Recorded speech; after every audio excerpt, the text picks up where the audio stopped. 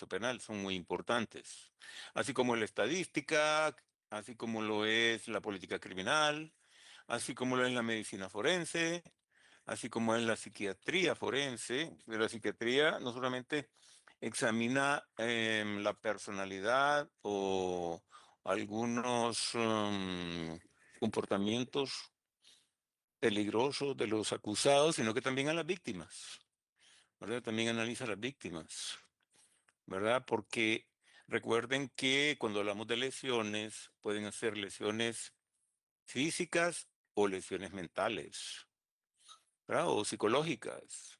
Entonces, la única manera de dimensionar o de establecer el grado de afectación de una lesión mental o psicológica es a través de un dictamen de psicología o psiquiatría forense, que son las dos ciencias que estudian el comportamiento humano,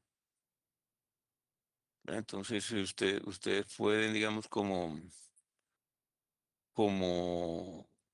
operadores de justicia, posiblemente en el futuro estar interesados en un dictamen médico sobre la víctima, no solamente con el acusado, porque también al acusado, el fiscal puede solicitar un examen psiquiátrico para establecer su grado de peligrosidad.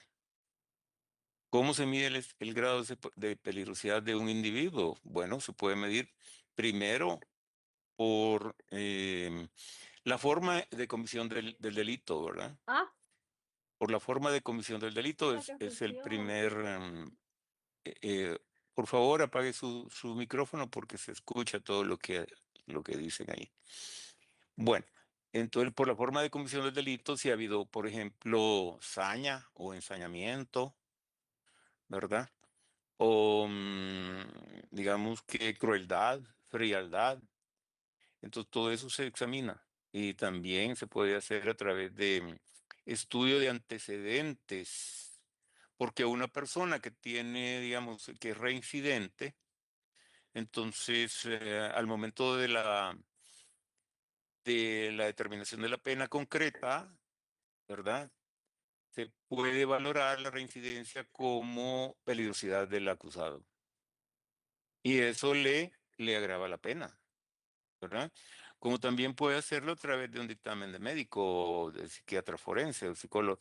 Bueno, los psiquiatras operan simultánea y conjuntamente con los psicólogos, ¿verdad? Los psicólogos generalmente son auxiliares de los psiquiatras porque recordemos que el psiquiatra básicamente es un médico y el médico pues su trabajo es hacer pruebas, hacer imágenes, su diagnóstico lo fundamenta en base a análisis clínicos o imágenes o para determinar, por ejemplo, si tiene algún problema genético, algún daño orgánico, ese tipo de cosas, ¿verdad?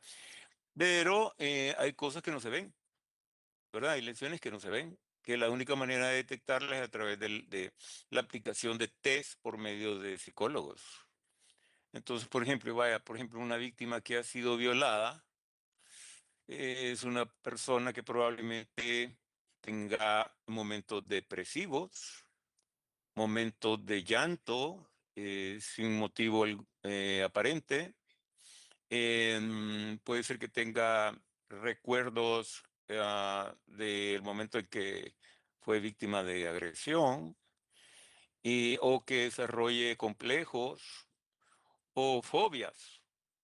O incluso que hay personas que desarrollan odio hacia el sexo opuesto, porque consideran tal vez que todos los hombres son iguales, ¿verdad? Esa es una frase que muchas mujeres utilizan, ¿verdad? Si les ha ido mal, entonces creen que todo el mundo es igual. Pero eso es parte del, del trauma psicológico. El trauma psicológico tiene formas de ser medido a través de los dictámenes de psicólogo, del psicólogo.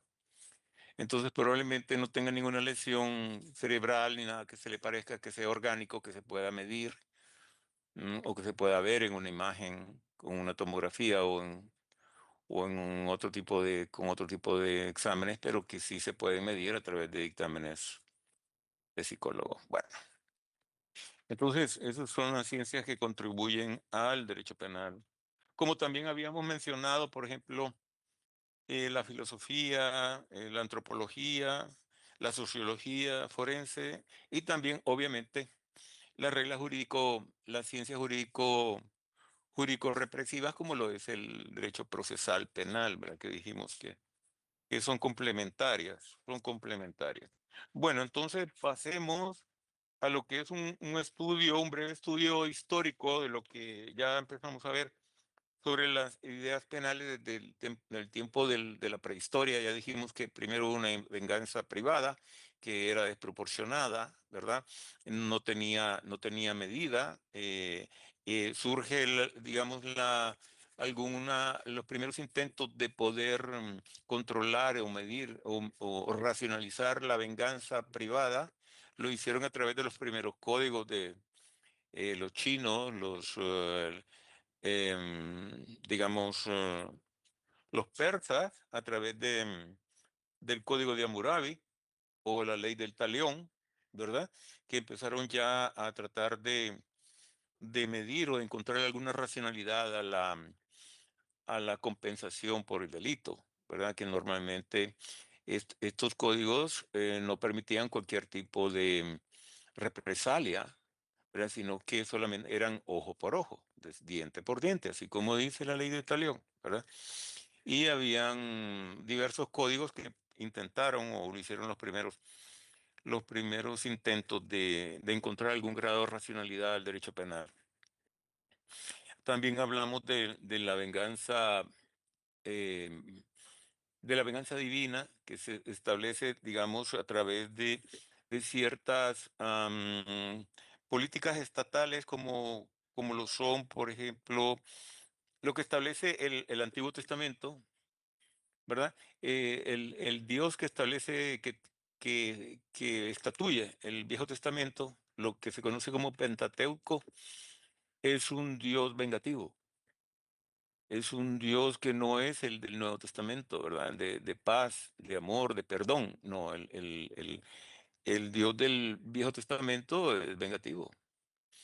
Digamos, cuando castiga severamente a las personas que infringen la ley, ¿verdad? Y infringen la ley de Dios, que básicamente no hay ninguna diferencia entre lo que es el gobierno, la política normal el gobierno de un Estado y la política religiosa del Estado. Son una sola, ¿verdad?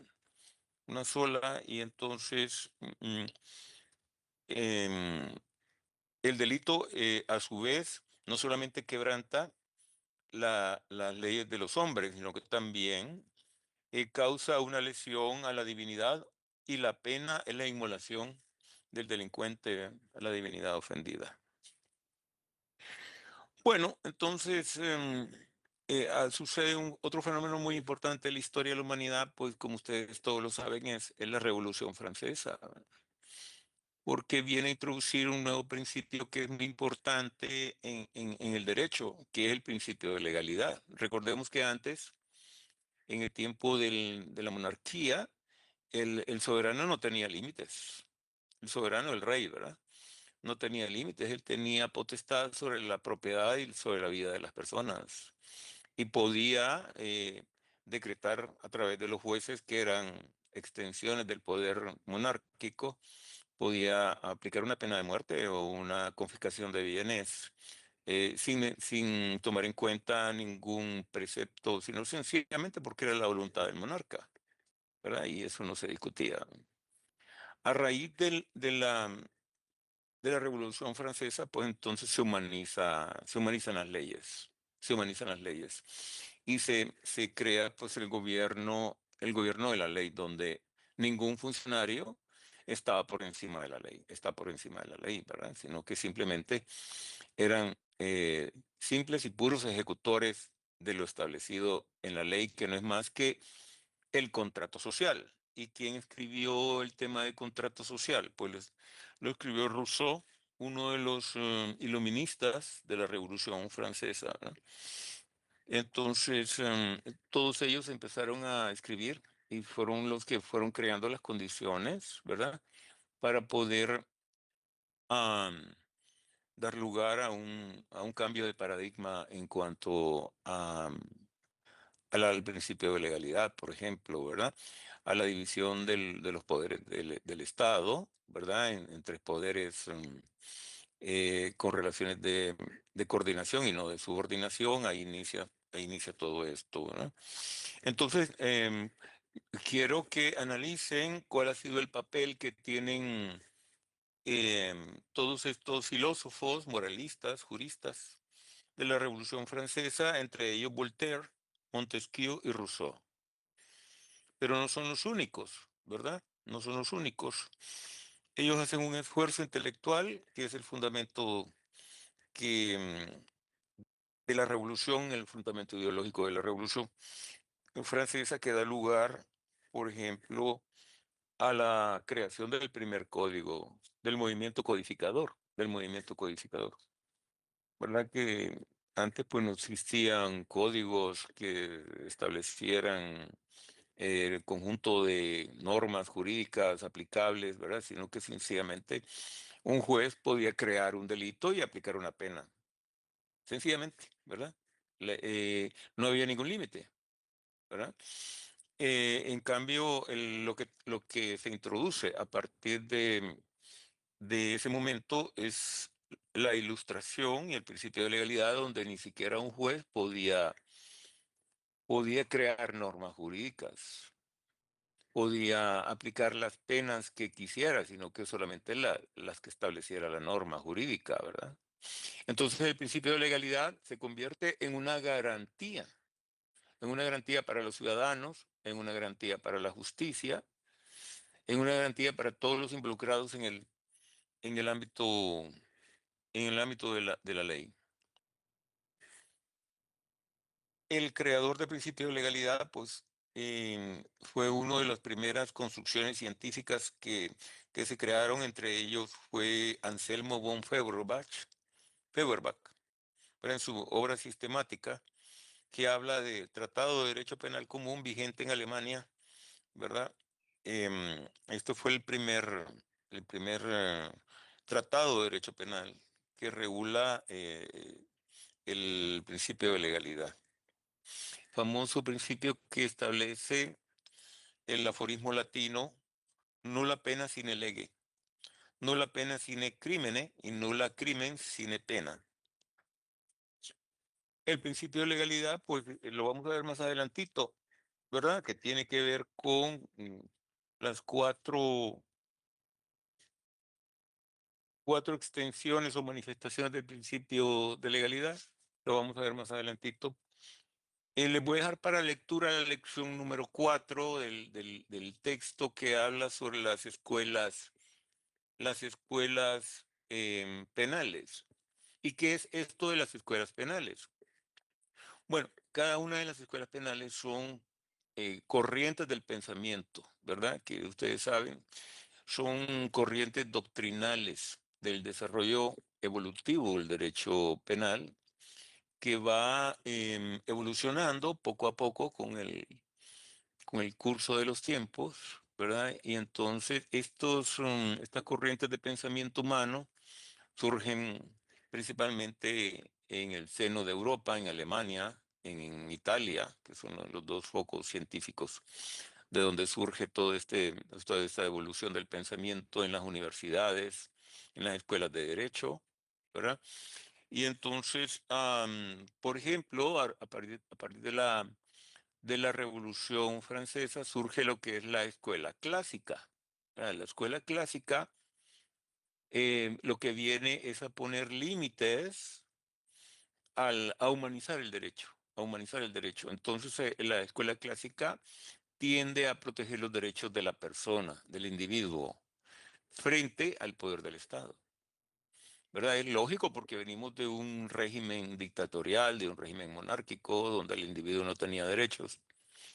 Por ejemplo, la manera habitual de sanción penal eran los trabajos forzados en picando piedras o cargando una bala de cañón con unas cadenas, ¿verdad? Ese tipo de sanciones totalmente inhumanas, ¿verdad?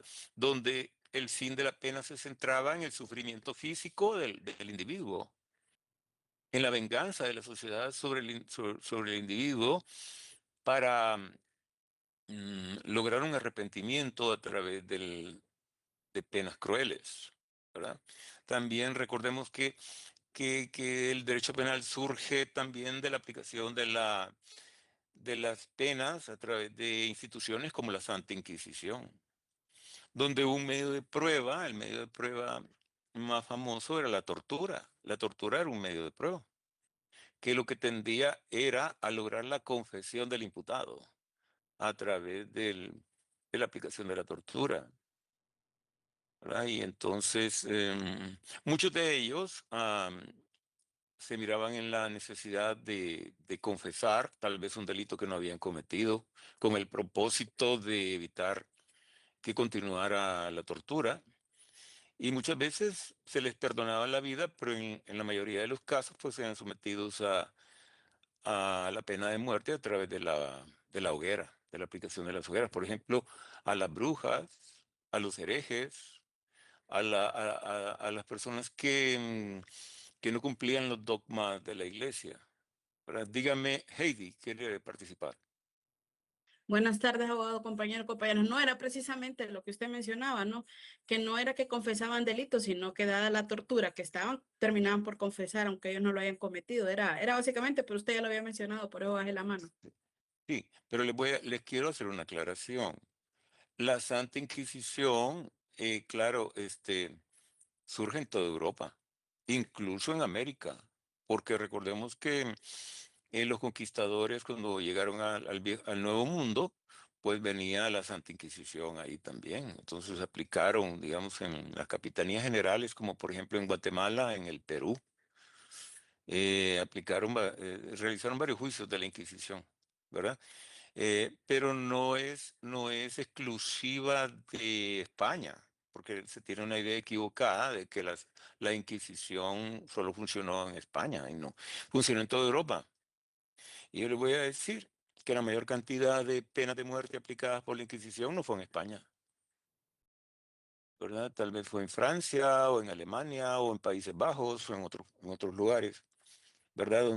Pero como la historia distorsiona los hechos por intereses particulares para afectar, digamos, la identidad de España, que era un imperio en ese tiempo, ¿verdad? Entonces, bueno, la historia la escriben los vencedores y muchas veces distorsionan la realidad. Pues eso es lo que ha pasado con la historia negra de España, que han tratado de distorsionarla en ese aspecto. Bueno, entonces, como dije anteriormente, aquí hay un cuadrito que me interesa que ustedes lean en la página 47, que es una comparación entre lo que es la escuela clásica y la escuela positiva. La escuela positiva surge precisamente de la oposición de, de los científicos que en la mayoría eran médicos, eran ¿De cuál de los psiquiatras. dos libros de texto, abogado?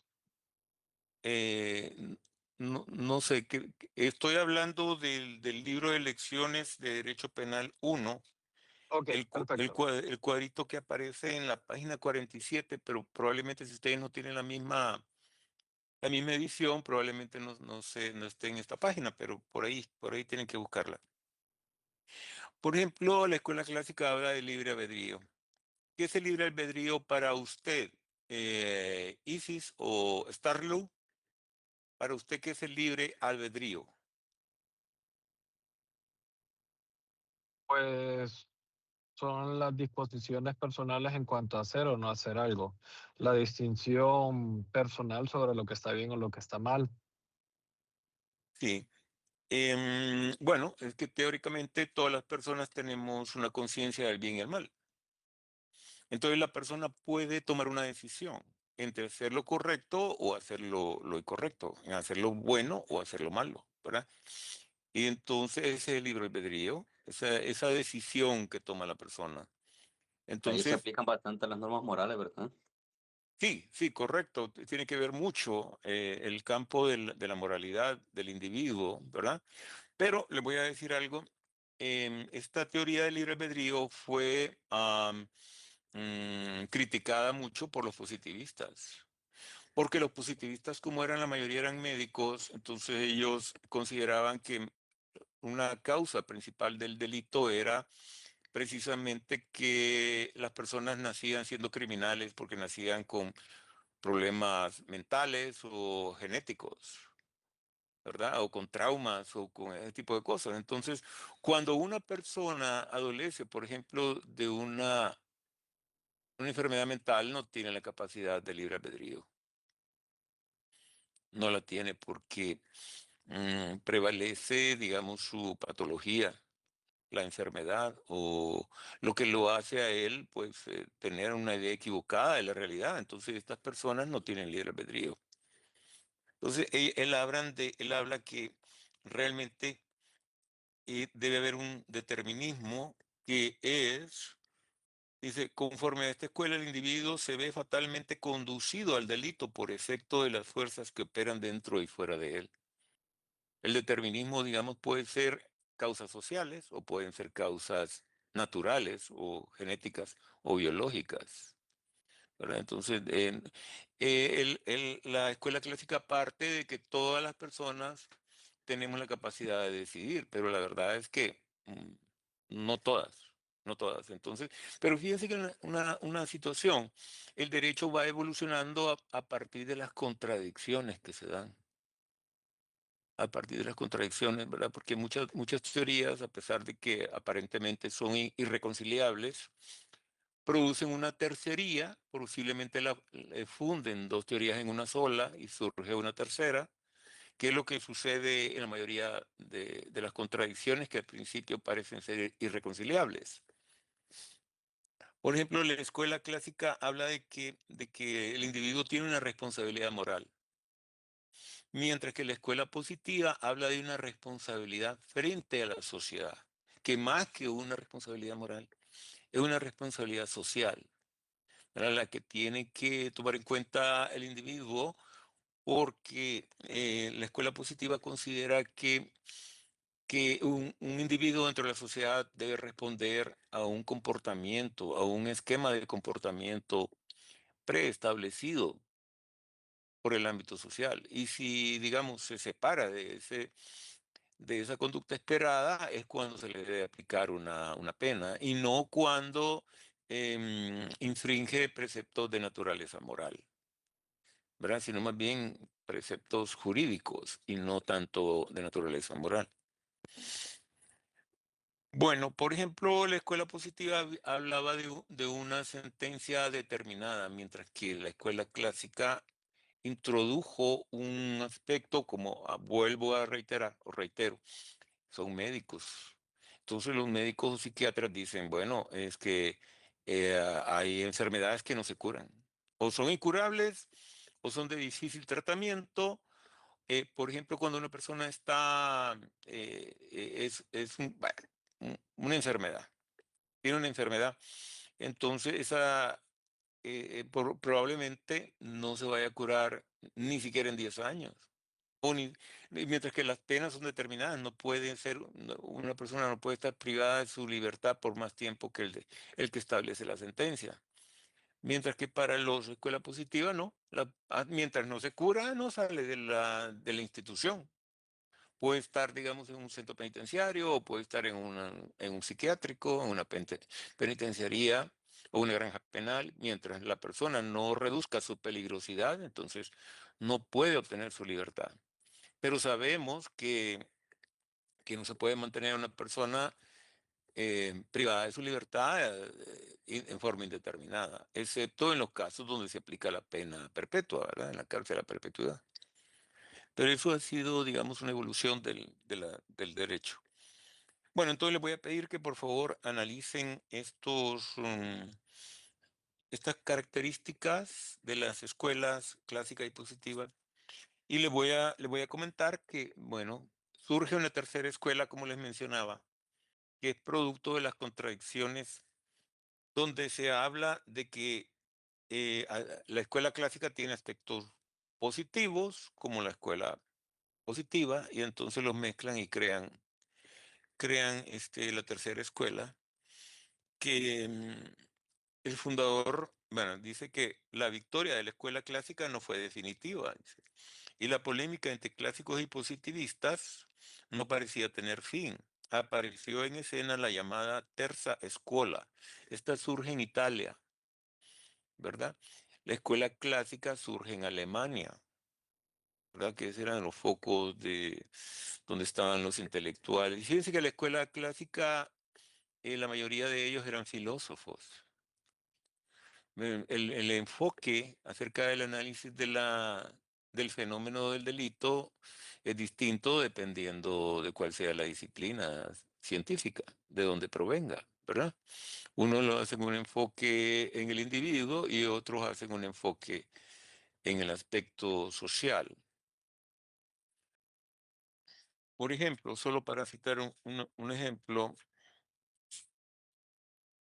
tenemos una teoría de qué es la defensa social. Para la teoría de la defensa social, lo más importante no es el individuo, no es proteger al individuo, menos al infractor, ¿verdad? Sino que para la Escuela de Defensa Social, como su nombre lo dice, lo más importante es defender a la sociedad de personas peligrosas, de personas que no se van a recuperar o que son personas agresivas que van a seguir cometiendo delitos si están en libertad. Entonces, esta escuela de defensa social lo que pregona es aislar a las personas peligrosas y envía a los individuos a lugares, por ejemplo, a penitenciarías en medio del océano, en una isla abandonada, o en una cordillera, ¿verdad? Lo más alejado, o en medio de un desierto,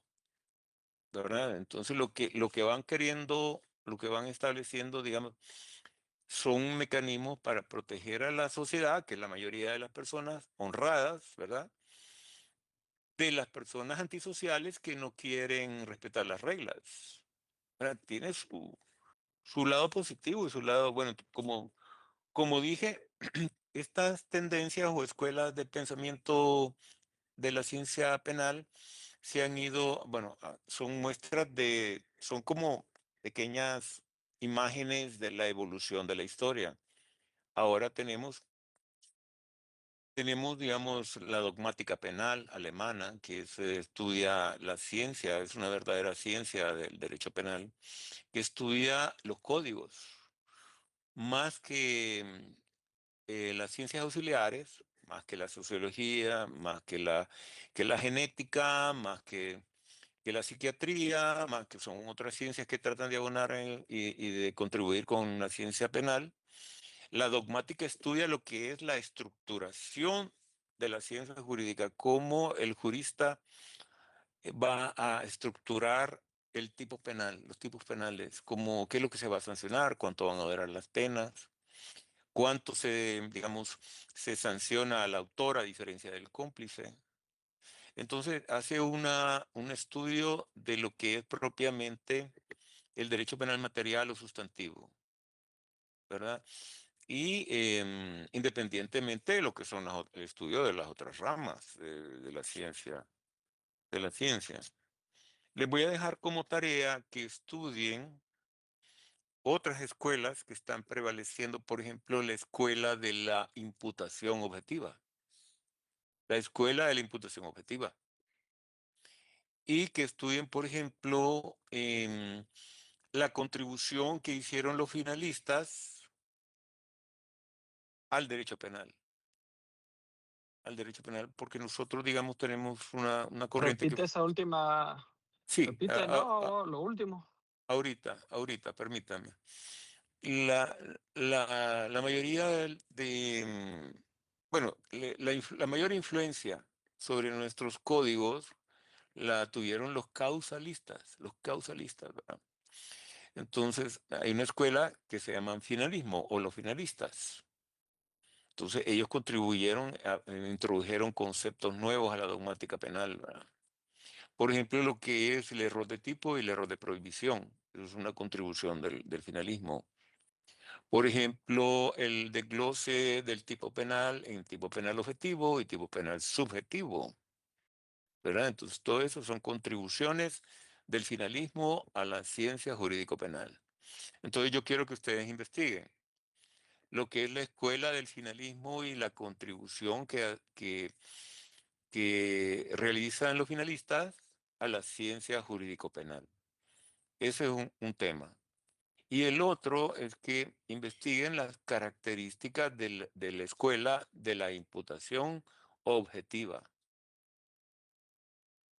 que digamos que son la doctrina que sobresale actualmente en Europa, en el centro de Europa.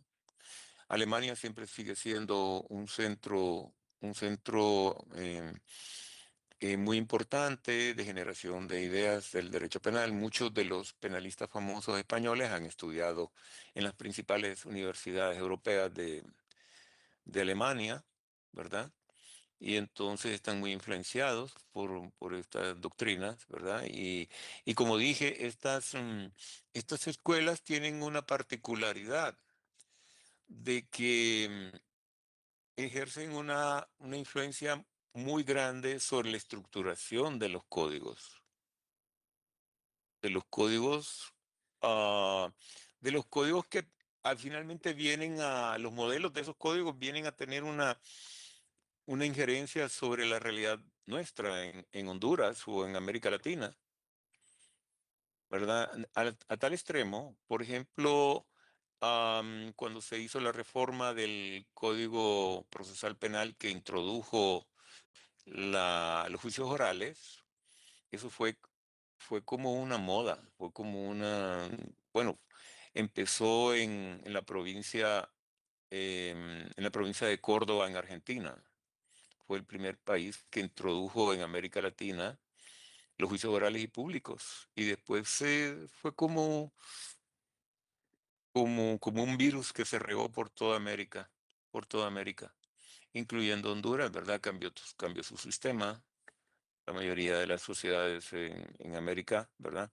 Dejaron el sistema de los juicios escritos y adoptaron las corrientes procesales que introducían nuevos principios para la realización de los juicios orales y públicos.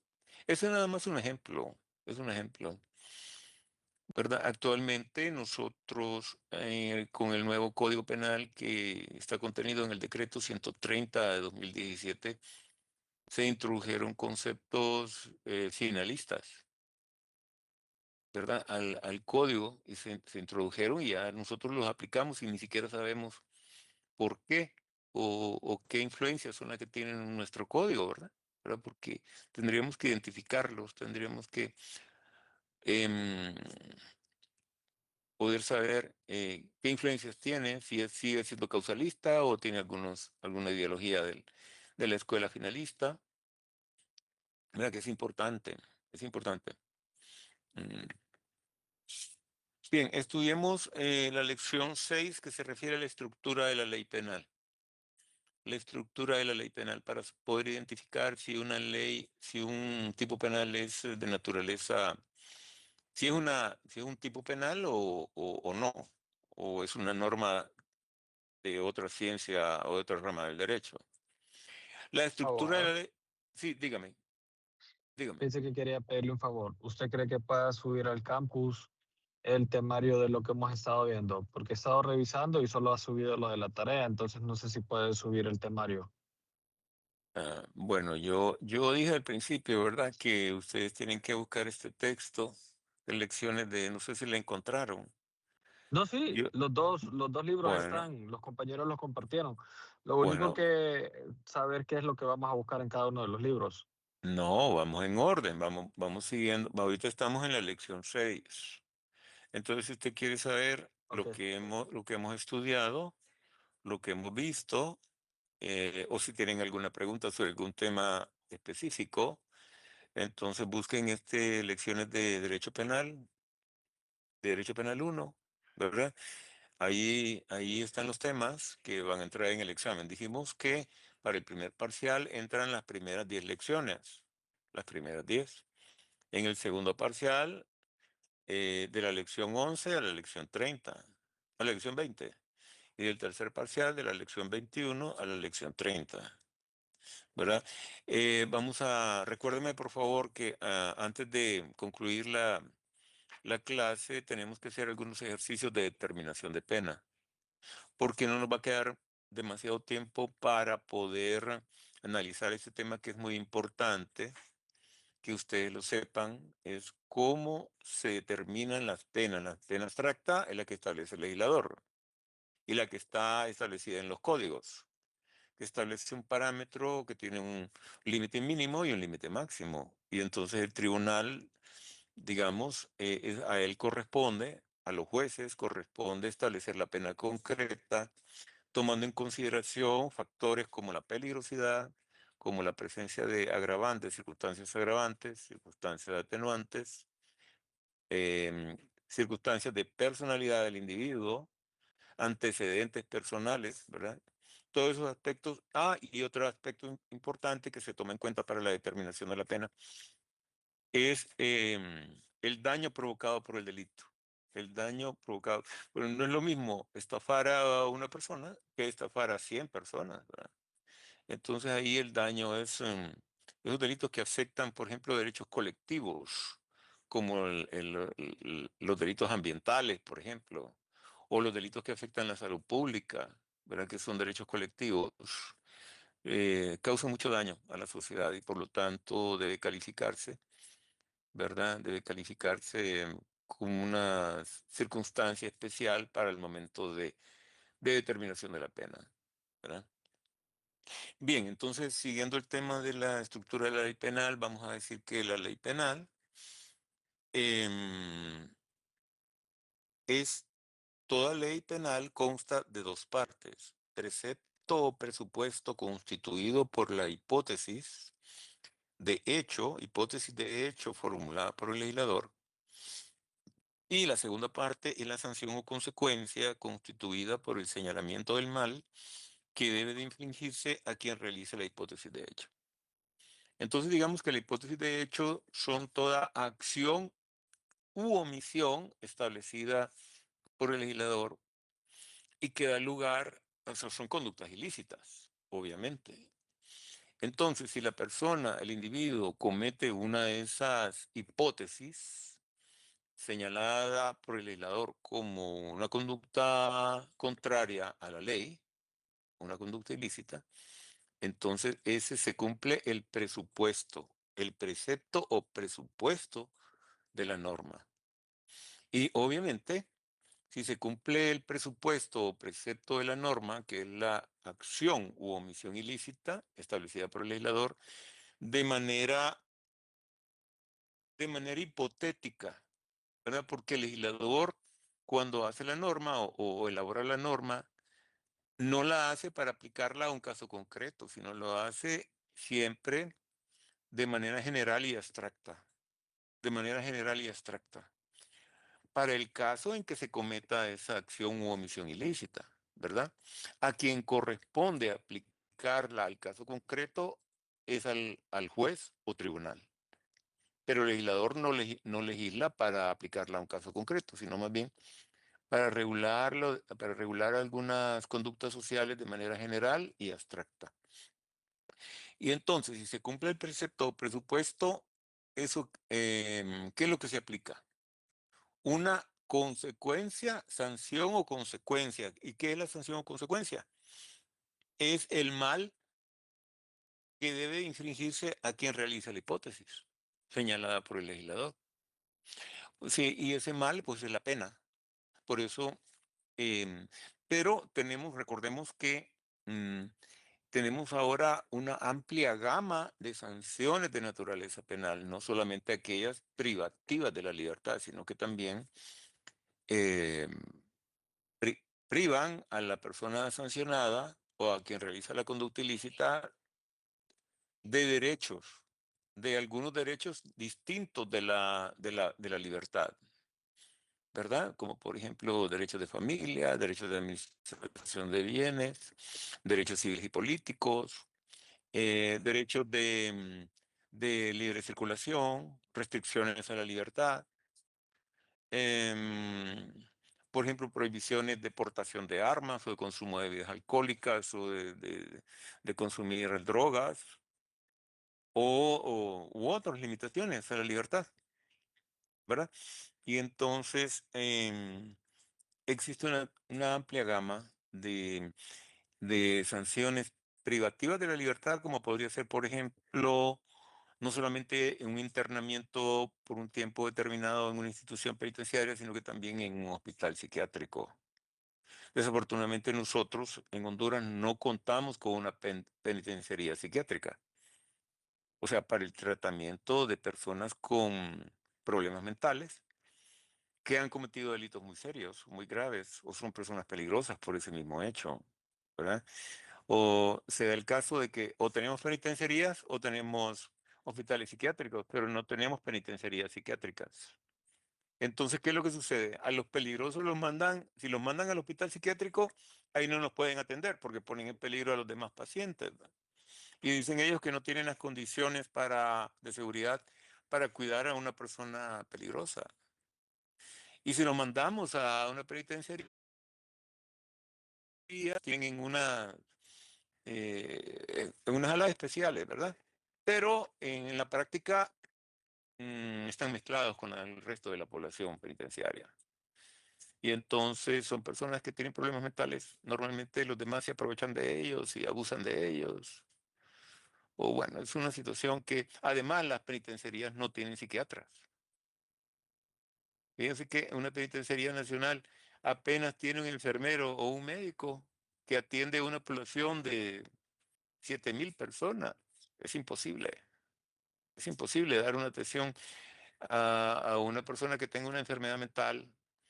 Entonces, por eso surge la necesidad de crear este tipo de instituciones que manejen eh, privados de libertad peligrosos que tienen problemas mentales y necesitan un tratamiento especial, ¿verdad? Normalmente son personas que están sometidas a, a tratamiento con medicamentos psiquiátricos, con psicofármacos y los mantienen drogados para reducir su peligrosidad.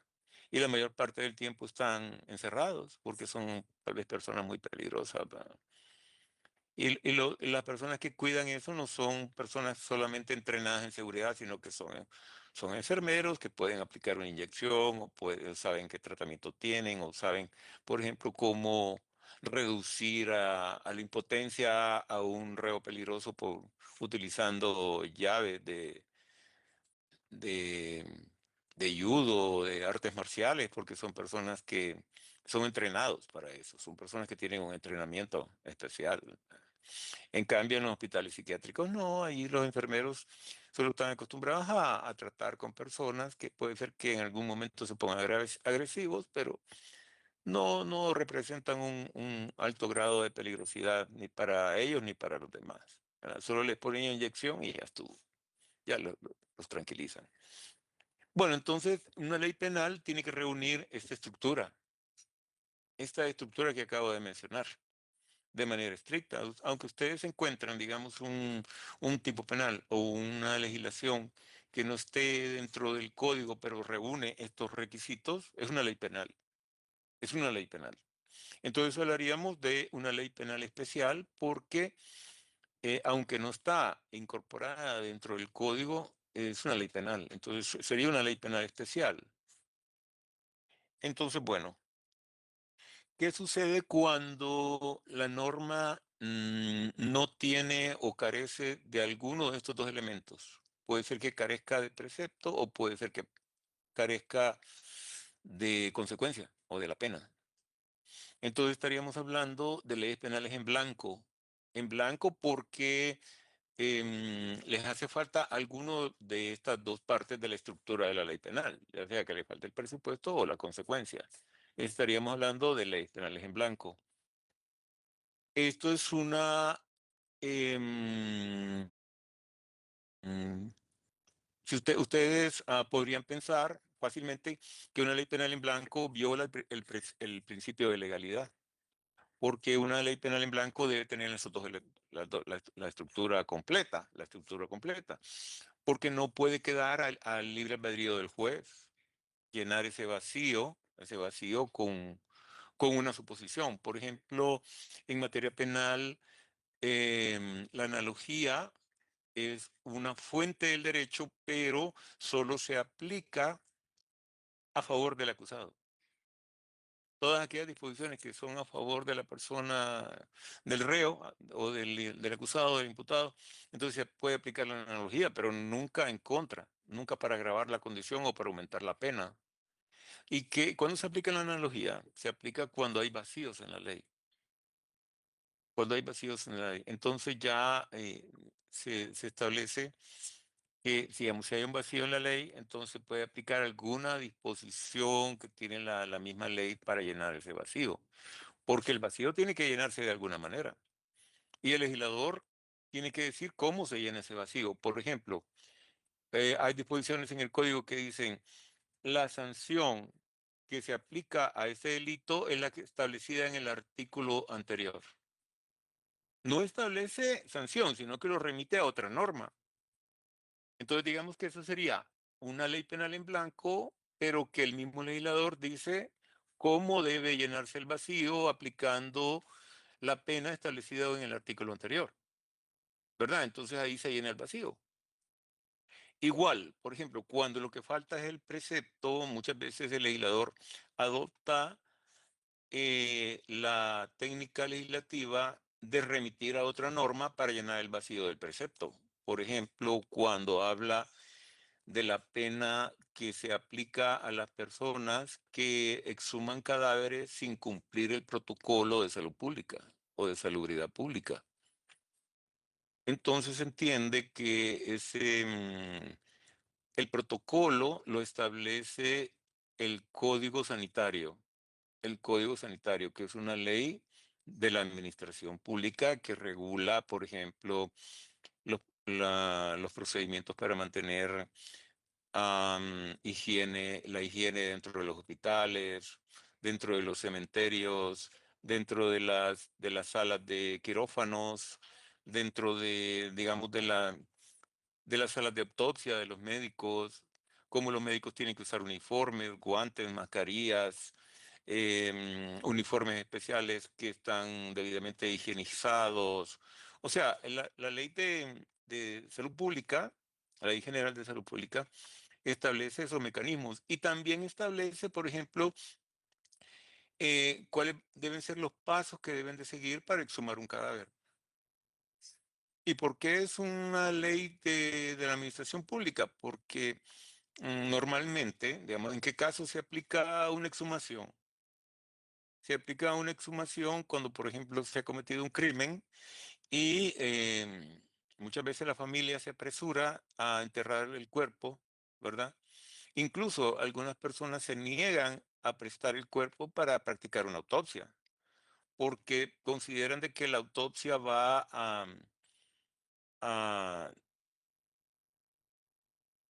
a invadir, invadir el cadáver y a destruir el cadáver, hacerle, digamos, disecciones. Y les voy a decir que no dejan de tener razón, pero es que es algo necesario. Además, el cuerpo de la persona que ya falleció no siente dolor, no siente dolor, ¿verdad? Entonces no se afecta lo que es. Pero sí la familia a veces no le gusta eso, ¿no?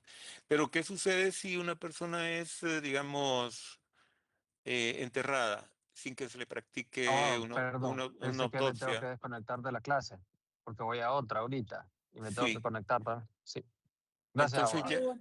Igual yo, ya, abogado, tengo otra clase. sí.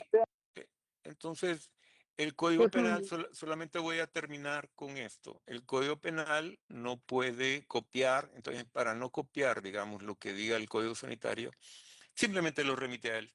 Lo remite a él y diga, por ejemplo, el que viola el protocolo para desenterrar cadáver sin seguir los lineamientos establecidos en el Código Sanitario, se le aplica la pena tal, ¿verdad? Entonces hace una remisión, llena el vacío, enviando el código a rellenar ese vacío con las disposiciones del Código Sanitario, ¿verdad?